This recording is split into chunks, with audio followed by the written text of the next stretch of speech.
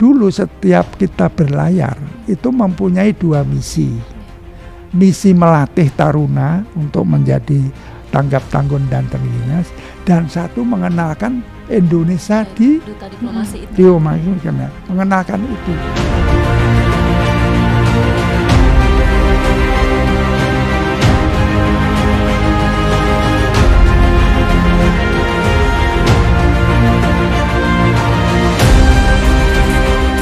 Izin Bapak keluar dari KRI Dewa Ruci. Saya mendengar Bapak itu pernah menjabat di Kementerian Pendayagunaan Aparatur Negara. Dan ada beberapa proyek yang Bapak Mindy ini sebagai penggagasnya. Bisa diceritakan ke pemirsa? Aduh, saya terus terang aja kaget juga. Ini pertanyaan yang saya mengagetkan saya ini. Kok bisa sampai tahu apa? Begini. Iya. Waktu saya di Menpan, saya adalah Deputi Akuntabilitas. Dulu itu pejabat itu dari tidak ada lagi dipilih rakyat, yang dipilih rakyat itu cuma kepala desa. Jadi semua aparatur negara. Nah, waktu saya menjabat itu, saya berangkat ke kantor di Taman Mini yang sudah ada dulu jalan apa tolnya itu, nggak jalan-jalan, nggak di jalan dari Kampung Rambutan ke arah timur itu ke arah ke Mabes TNI, nggak jalan-jalan sudah. Lah saya melihat ada gorong-gorong gede besar, dipecahi untuk diambil besinya, karena zaman dulu kan istilahnya ekonomi sulit sekali, jadi dipecahi diambil. Saya lapor kepada Pak Menteri, Bapak Menteri, itu ada aset negara yang dihancurkan oleh rakyat. Sebetulnya kalau itu dikerjakan, segera dikerjakan bisa. Apa itu? Jalan tol lingkar luar yang menuju ke arah timur. Yang menjadikan. Boleh saya misalkan mengumpulkan istilah yang berkaitan dengan jalan. Saya undang semua CPNN, Kementerian PU dan semua yang berkait dengan itu Bina Marga, dan saya kumpulkan. Sektoral lah ya bertemu semua. Kan itu bukan saya, bukan tugas pokok saya. Saya menganggap kamu adalah aparatur negara. Bukan dipilih orang, kita bertanggung jawab negara. Kamu aparatur negara semua. Jadi saya memanggil kamu sebagai aparatur untuk. Saya bilang, saya minta itu untuk menerima berapa 1 kilometer harganya, biaya yang dikeluarkan. Saya minta, akan saya buatkan saham. Jadi seluruh ini akan saya buat saham. Wah, kan gini. Nanti saya beli besi saham, bayarnya beli saham. Wah, ada yang masa bisa loh. Kalau saya acungkan gini, ini ada saham sekian dijual, sudah berebut. Iya, betul. Jalan mana ada advertensinya? Masa silahkan lewat jalan tol ini aman, kan nggak ada. Pokoknya jalan tol ada ya mesti didatangi sendiri. Nah itulah. Begitu saya tekan ini, saya buat sistemnya ada. Ini nanti kalau dijual satu ruas langsung dibuka pintunya, kan ada uang masuk. Satu ruas dibuang. Ternyata begitu selesai rapat, Menteri PUPR, PU-nya teriak-teriak, apa ini orang nggak ada urusannya gini. Cawe-cawe. Ternyata sistem itu dipakai sampai sekarang. Kalau membuat jalan ya perluas. Makanya ruas sekian-sekian dilaksanakan oleh PT ini. Luas sekian-sekian dipakai oleh PT. Setiap sudah siap buka. karena itu uang masuk. Iya. Nah, itu yang kalau dulu yang buat listrik sendiri, yang gali-gali sendiri, yang itu nggak ngerti lah. Begitu saya adik-adik itu mungkin berubah. Itulah yang sebetulnya saya justru kaget kok ini bisa nih. Ternyata anunya apa? Pencarinya ini di luar tugas pokok saya nih soalnya. Ya karena kita tahu di luar sana banyak perwira TNI Angkatan Laut itu yang memiliki inovasi yang luar biasa, terus yang sudah menempati jabatan non struktural di kementerian. Jadi kita ingin tahu dan ingin memberitahu mungkin kepada pemirsa ya, kita itu punya aset yang sangat hebat dan luar biasa. Contohnya ya Pak Sumindy Harso ini kan luar biasa penggagas. Itu akhirnya berapa lama Pak? Apa jadi? Itu tidak lama langsung ini yang apa di tol Taman Mini yang, itu langsung jadi. Langsung ada keluar lah, mulai itu langsung. Sekarang berhenti lagi baru kalau nggak salah begitu menuju ke Tanjung Priok itu di daerah mana itu kan baru terakhir sekarang. Karena apa, ternyata dari Tanjung Priok itu cabangnya banyak sekali. Jadi akan bisa kemana-mana. Bisa. Nah itulah yang mungkin dan permasalahannya itu adalah waktu itu kalau sudah tahu bahwa ini tanah ini mau dijadikan proyek, yang punya duit beli dulu. Oh gitu. Dibeli dulu yang punya duit. Pemerintah harus negosiasi ya. Jadi sebetulnya belinya tadinya cuma 5 perak, dibeli dia sudah jadi 50. Nah, misalkan gitu. Inilah yang menjadikan Priok ke arah sana itu lama itu. Tadi ya, begitu sekarang ada penggantian Pak Jokowi dan lain sebagainya langsung jadi aja. Sudah nggak ada itu. Makanya segmen-segmen yang saya anukan saat itu saya berani memberikan itu karena Anda aparatur negara. Saya adalah menteri itu bagian dari tanggung jawab. Iya, penertiban aparatur negara dan itu akuntabilitas. Akuntabilitas adalah pertanggungjawaban jawab kepada masyarakat. Akuntabilitas bagaimana saya mempertanggungjawabkan semua itu kepada masyarakat, pertanggungjawabkan. Nah itu sebetulnya yang kita harapkan dari waktu itu. Saya terus surprise kepada Despenal ini kok bisa mengkorek dari mana ini. Saya terus terang aja saya heran saya kok bisa ketemu itu. Pak, tapi tidak cukup sampai di situ. Kami juga dulu pernah mendengar ada istilah tromol pos 5.000. Itu Bapak juga penggagasnya. Itu apa sih itu, Pak? Sebetulnya tromol pos 5.000 itu bukan penggagasnya, bukan saya. Sudah ada tapi tidak berjalan secara gitu. Bisa dijelaskan Pak, apa sih tromol pos 5.000? Tromol pos 5.000 itu adalah pengaduan masyarakat ke atas. Masyarakat. Pengaduan masyarakat. Itu kalau datang bertumpuk. Itu. Waduh, saya kan. Ini harus saya rubah. Sistemnya tidak seperti ini. Karena pengaduan itu terus datang. Dan datangnya mesti dari bawah.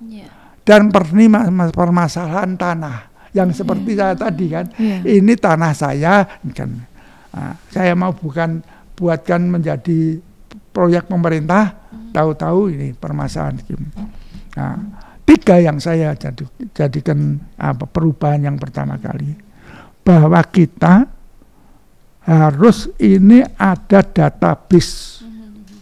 Jadi saya siapkan untuk database sampai itu Penpan itu ada punya server sendiri.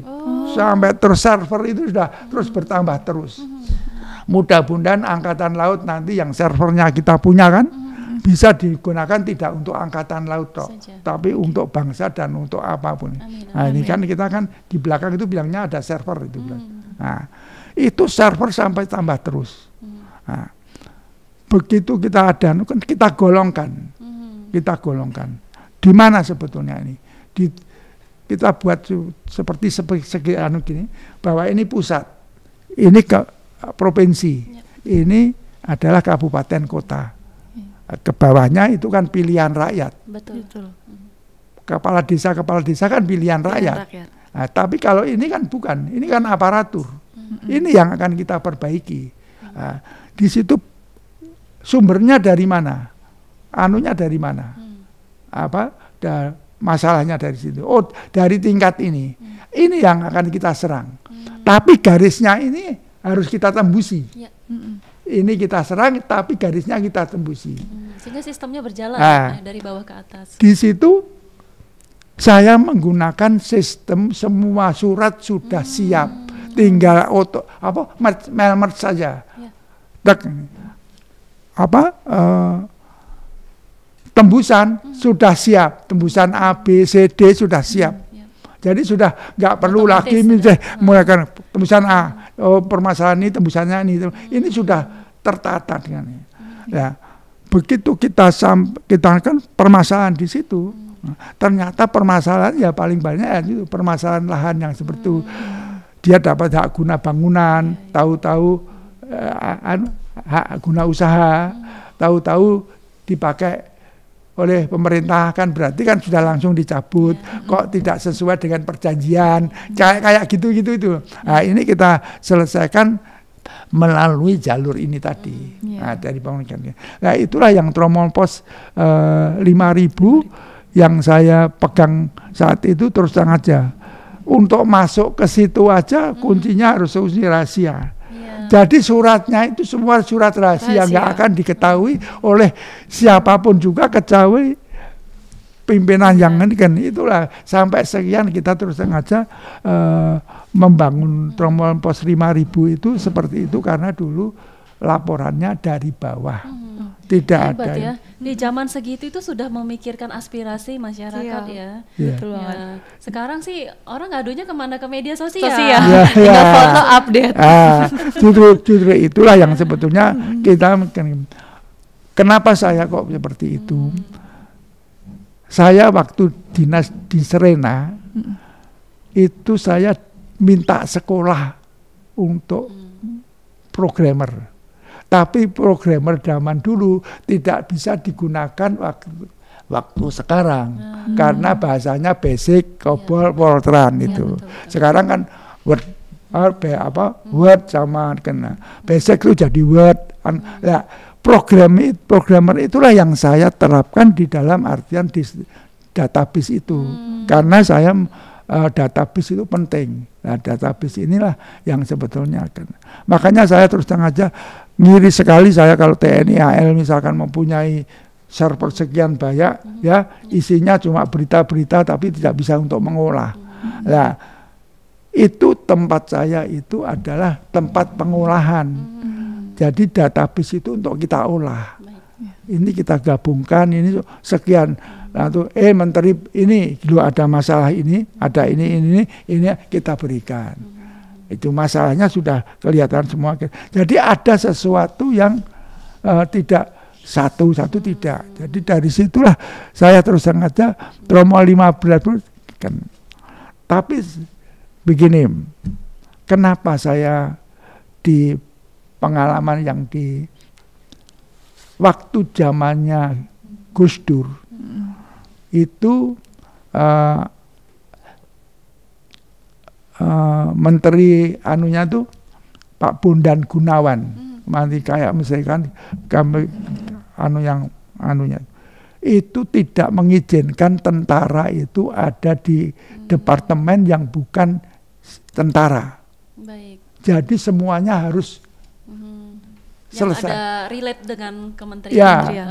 Pokoknya yang boleh Hankam atau apa yang dia lainnya keluar.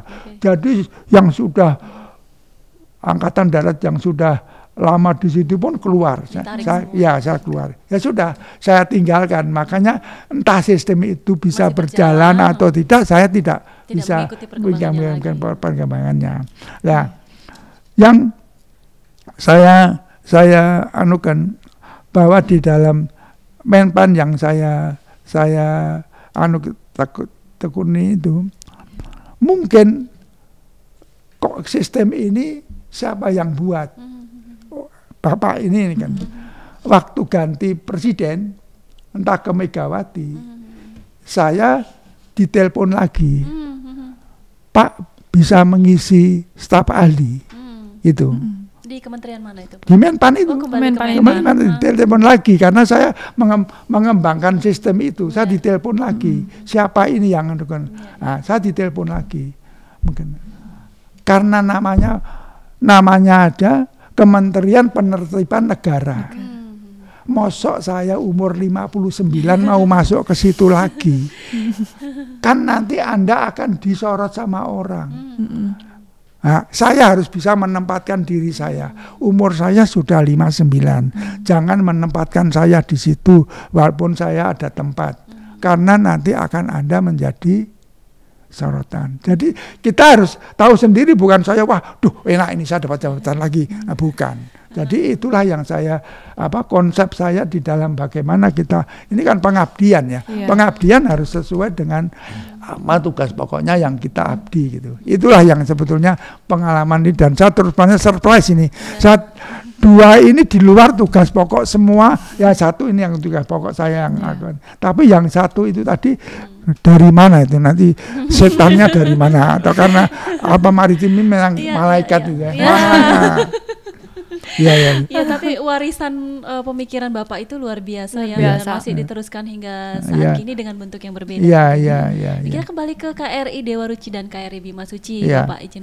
Jadi kan Dewa Ruci sudah digantikan dengan Bima Suci. Bima Suci sekarang sudah mulai melahirkan perwira-perwira yang menjadi pemimpin TNI Angkatan Laut yang luar biasa di masa depan. Lalu lantas bagaimana dengan nasibnya KRI Dewa Ruci, Bapak? Ya, ini mungkin saya agak panjang dan step by step ya. Gini.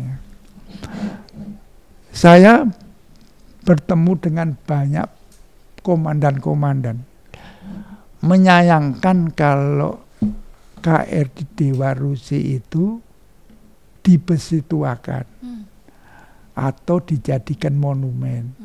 Kita lestarikan, bisa dilestarikan sampai dia bisa seperti yang tadi saya gambarkan, kapal layar 200 tahun tadi. Nah, kapal bisa direvit, bisa di overhaul, apa saja. Nah, itu yang pertama kan. Kemudian kapal ini di dalam konstelasi geografi kita yang 2/3-nya laut, sangat diperlukan untuk melatih bagaimana sih untuk membangun jiwa tadi, supaya kita siaga, supaya kita tetap bisa mempunyai kesiapsiagaan dan untuk bisa menyelesaikan masalah dan memberi keputusan. Itu bisa ditanamkan bukan kepada angkatan, seluruh insan Indonesia bisa dilatihkan di situ. Nah, itu yang menjadikan pemikiran saya. Punya pikir itu harus ada perubahan fungsi peran, karena sudah ada KRI Bima Suci. Bima Suci yang sudah mengambil alih peran ke Dewa Ruci. Alih perannya sebetulnya tidak berbeda dengan yang lalu, cuma bobotnya dimakan. Dulu setiap kita berlayar itu mempunyai 2 misi. Misi melatih taruna untuk menjadi tanggap tanggung dan terlintas, dan satu mengenalkan Indonesia di duta diplomasi itu. Mengenalkan itu. Inilah yang akan kita lebur. Ayo kita lebur. Dari satu kita angkat, kita mengenalkan budaya kita. Budaya kita yang kita angkat. Jadi menjadi kapal budaya. Jadi kapal latihnya mana? Kan secara sudah diambil alihnya, tapi di dalamnya masih ada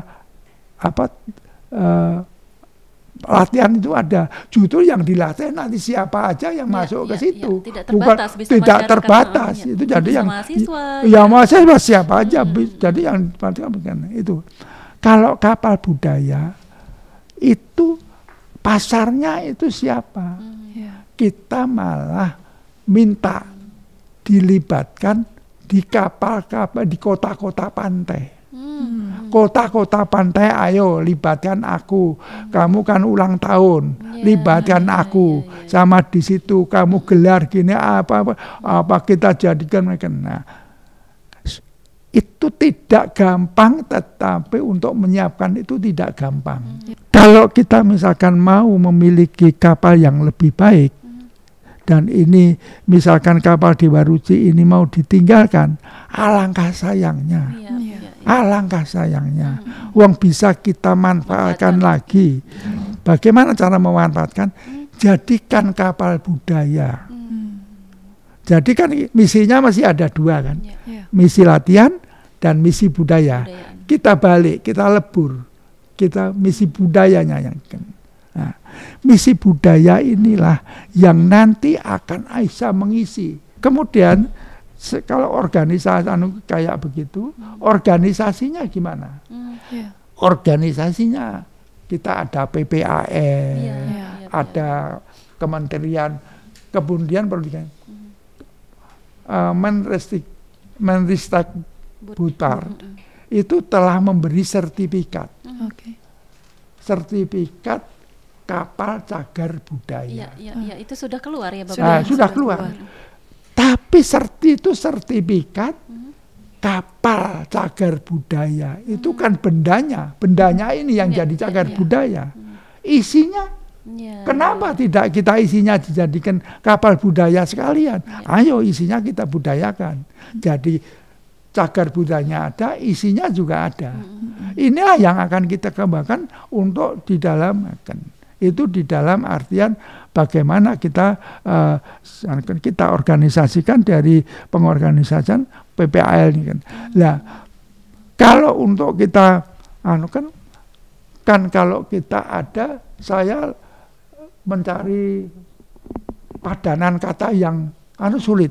Saya masih makan alih bina. Sebetulnya kalau kayak BKO itu. BKO di Kemendikbud ya kan, jadi di BKO kan ke sana, di BKO ke sini kan, kalau tentara kan BKO sana, tapi ini alih bina, tapi tetap itu kan miliknya Angkatan Laut ya kan. So, kalau tanah hak guna usaha, atau hak guna usaha kalau tanah, tapi ini milik pemerintah. Itulah yang sebetulnya pengorganisasian itu untuk mengelola di dalam itu sekaligus nanti akan mengelola dana abadi yang nanti insentif dari dana abadi itu disitulah dikelola. Dana abadinya akan tetap terus kan. Mudah-mudahan ya Pak harapannya idenya Bapak ini ditangkap. Mudah-mudahan ditangkap oleh mereka. Lah pasarnya gimana? Pasarnya banyak, sudah nggak akan. Jangan tanya pasar, akan datang sendiri kalau ke Dewa Ruci itu. KRI Dewa Ruci, kalau ini nanti bisa dijadikan kapal budaya. Kapal budaya. Ada event yang bisa kita manfaatkan. Seperti saya contohkan di Arsa. Saya memanfaatkan uang masih 5 tahun, kok sudah nulis untuk 5 tahun yang akan datang. Ya kan? Ada event yang sangat penting yang bisa kita ambil, yaitu pada saat Pak Jokowi berdiri di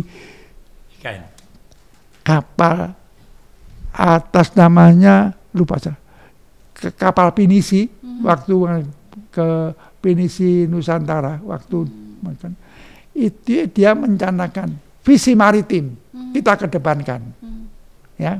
Dan sekarang visi maritim itu berkembang setengah mati. Itulah yang ingin kita tunjukkan kepada Pak Jokowi. Misalkan kayak gitu. Bagaimana kapal ini dihadirkan di IKN. Dewa Ruci dihadirkan ke IKN. Kalau bisa kapal Dewa Ruci dijadikan kapal budaya, itu nanti ada event yang betul-betul bisa kita manfaatkan. Seperti di dalam Arung Samudra dulu, saya memanfaatkan di kemerdekaan 50 tahun kemerdekaan RI. Untuk saat ini kita bisa memanfaatkan di IKN 17 Agustus nanti.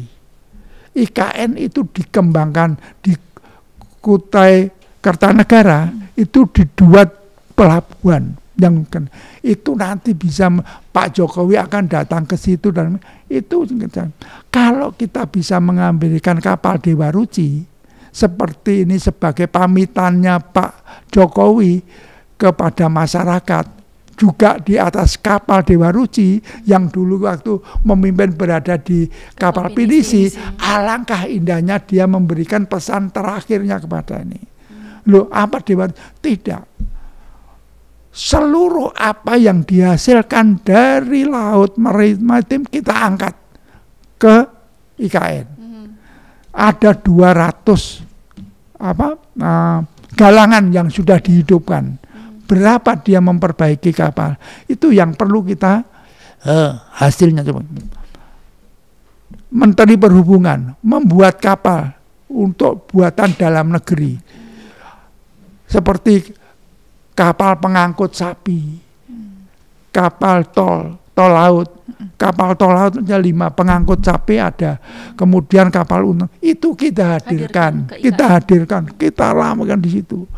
Kemudian angkatan laut sendiri, ada kapal korvet yang kita buat, kemudian ada kapal itu, kapal tunda, kita hadirkan di situ. Kemudian seluruh kita undang, ayo. Apa yang selama Pak Jokowi 10 tahun ada di situ. Kalau nanti di seluruh kapal perairan Kutai Kartanegara itu penuh dengan kapal-kapal, seperti zaman Arsa dulu, penuh dengan kapal yang layar maupun kapal tol sipil kayak gitu. Pak Jokowi langsung dari melihat, mengirimkan pesannya lewat KRI Dewa Ruci, kemudian dia inspeksi, kalau perlu kan juga didatangi kan, membuat hovercraft, buatannya Pindad, buatannya kita punya hovercraft yang namanya kita lupa, bukannya angkatan marinir itu apa itu, kita naik situ, kita langsung keliling, aduh kayak apa itu, langsung semua kapal-kapal yang di situ, kamu kapal mana? Dari Tanjung Pinang, pakai pakaian hasil daerahnya. Oh kamu dari apa? Karena 200 itu dari Sabang sama Merauke itu menghasilkan hasil-hasil produk semua. Ya sudah ada. Yang di situ pakai apa? Sesuai dengan daerahnya kamu berasal. Kayak apa itu kan? Dewa Ruci semua pakai pakaian adat semua, seluruh Indonesia ada di Dewa Ruci. Kayak apa indahnya kalau itu bisa. Pasti itu bagaimana sekarang untuk menarik kayak gitu, ide ini harus ketarik ke atas. Harus ditarik ke atas ide ini. Saya contohkan ke dalam Arsa dulu. Kenapa ide ini bisa berjalan, Arsa bisa seindah itu? Karena yang narik langsung Bapak Kasal, Pak Tanto Kuswanto. Pak Tanto Kuswanto pernah adisinya Bapak Presiden. Sehingga berjalan lancar dan untuk kemeriahan itu memang betul-betul kita. Waktu itu saya tidak pernah pikir dari mana biayanya. Saya bilang tidak ada biaya. Waktu itu saya di dalam, karena apa? Hotel-hotel nanti akan penuh. Kamu kontribusi dari hotel. Mohon maaf, apakah ini akan, tapi hanya selentingan mudah-mudahan. Beliau pejabat itu diberi 10 Land Rover yang dari Inggris itu dibagi-bagikan Pak Tanto, yaitu dari uang non budget itu tadi. Itulah kayak gitu. Non budget itu ada kan sekarang. Nah, itulah yang saya harapkan kalau ini bisa diangkat, barangkali akan menjadi pemikiran Bapak. Oh ternyata bahwa ini Bapak kita ini paham juga terhadap kita 9 program nasional Nawacita. Nawacita itu ada 3 yang mengangkat kita sebetulnya. Kalau kita jeli ada 3 program. Yang pertama membangun dari pinggiran. Membangun dari pinggiran. Itu adalah kita adalah tidak ada hanya Lanal Bandung aja yang ada di tengah-tengah itu. Nggak ada Lanal lainnya yang ada di tengah. Semua di pinggir Semua kan ada di pinggir laut semua kan. ya. Cuma Lanal Bandung aja yang ada di tengah kota. Nah, jadi semua itu makan bisa baik. Pinggiran Lanal. Kalau Lanal ini juga menguasai bahwa apa yang harus dibangun di dalam pantai ini, itu yang kita harapkan. Kemudian yang kedua, bahwa kita itu negara maritim. Jadi harus kita itu maritimnya harus kita majukan. Jangan hanya sebagai pengaman. Kita sudah harus tidak lagi pengaman. Perang di Ukraina itu bisa kena bomnya kok bisa kena di satu titik. Karena ya ini sudah pelurunya sudah diarahkan ke satu titik. Jadi kita itu sudah tidak ada lagi untuk merahasiakan sesuatu. Itu. Jadi kita harus berbuat lain daripada yang harus kita harus rahasiakan. Sudah tidak ada rahasia. Kamu pun sekarang sudah dimanapun juga aku tahu. Kalau kita misalkan lihat dari kita mencari titik A di mobil langsung kita cari sudah GPS datang sendiri kok, ya kan? Di DBA kan. Nah, jadi sekarang harus berubah. Maritim kita mengkaitkan semua untuk makan ke atas karena kita maritim. Kemudian yang ketiga yang perlu bahwa kita itu melihatnya ke depan. Kita melihatnya harus ke depan. Pak Jokowi aja harus sudah mencanangkan 2070. Yang menanamkan keinginannya yang di Merauke. Itu kan lupa saya namanya, itu ditanamkan untuk 2070. Lah kita akan menanamkan apa untuk ke depan? Inilah yang sebetulnya ada di nawacita itu. Jadi 3 itulah yang harus diken. Kalau kita bisa berpikir seperti itu, udah institusi akan terangkat lagi dan akan dilibatkan di dalam artian berpikir untuk negara. Ya itu harapan kita. Harapan kita itu berpikir untuk negara, bukan hanya berpikir untuk institusi. Itulah yang bisa saya berikan seperti itu. Luar biasa sekali pemikirannya. Intinya untuk kejayaan maritim Indonesia. Kembali ke maritim lagi. Saya jadi penasaran Pak, kenapa sih Pak anaknya diberi nama maritim ya?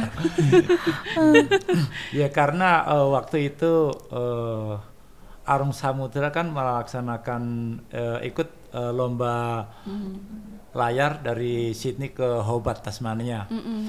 Kebetulan selesai melaksanakan event itu kan kita juara, kita pulangnya lewat barat, berangkat lewat timur, pulang lewat barat, dari keliling Australia. Dan dalam pelayaran itulah si maritim itu lahir. Oh begitu. Ya makanya yang tidak ditemui sampai berapa tahun itu. Karena berada di dalam pelayaran. Saya sendiri punya anak namanya Diandra. Di antara samudra. Diandra Badai. Di antara samudra Badai. Kamu juga nanti harus mempersiapkan anak namanya yang keangkatan lautan juga. Ya, tidak terasa ya bincang-bincang kita menarik sekali. Terima kasih banyak. Pak Mani luar biasa pemikiran-pemikirannya, Pak Gofar juga kita sangat tercerahkan ya pada hari ini. Iya, banyak informasi-informasi baru yang kita dapati dan juga memotivasi kita, apalagi kami sebagai generasi muda tuh termotivasi banget dengan Pak Mindi. Pemikiran itu udah jauh.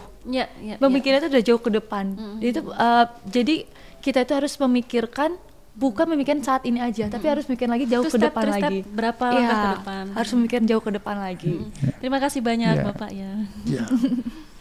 Kita tidak pernah tahu seberapa tinggi gelombang ombak di samudra tanpa kita pernah mengarunginya. Sama seperti saya tidak pernah bermimpi akan menjadi penerus ayah saya sebagai prajurit Jalasena. Yang penting adalah tekad yang kuat serta doa dan restu dari orang tua. Terus saksikan podcast inspiratif TNI Angkatan Laut, podcast Naval Untold Story. Go, go, go! Terima kasih. Terima kasih. Terima kasih, sehat selalu.